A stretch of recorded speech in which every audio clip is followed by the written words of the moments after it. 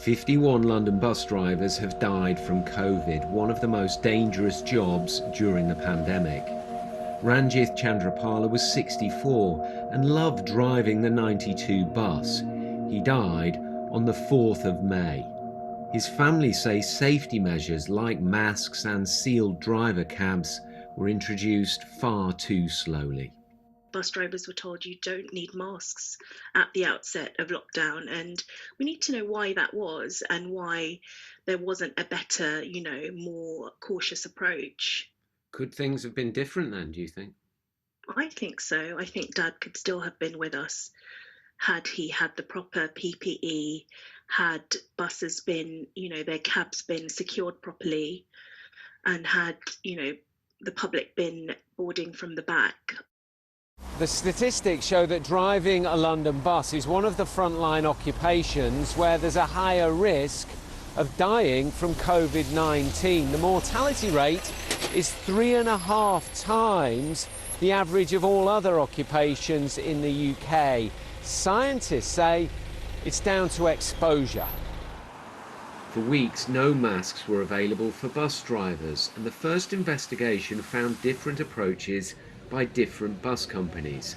Measures like sealed cabs in some cases took a month to put in after the first lockdown last March. The report by University College London found that the safety protections such as middle door boarding and sealed cabs were introduced too late, and some bus companies were slower in introducing them than others.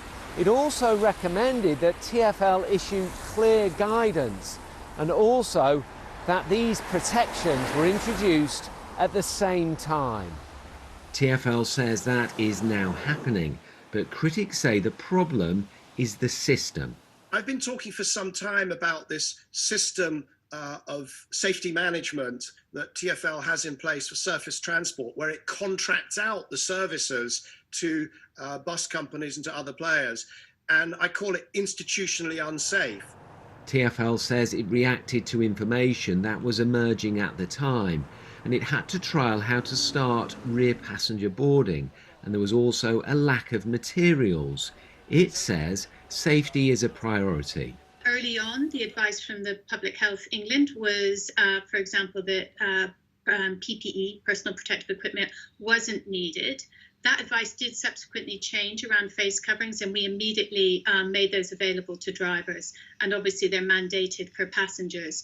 But I would challenge the view that there was any delay in us taking action. In fact, almost all the measures were in place by mid-April.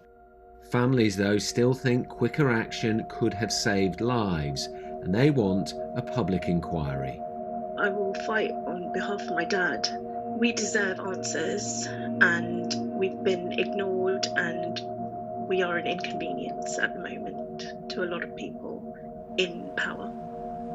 1 year on, and many bus drivers still say they feel expendable, and miles are being put above lives. Tom Edwards, BBC London.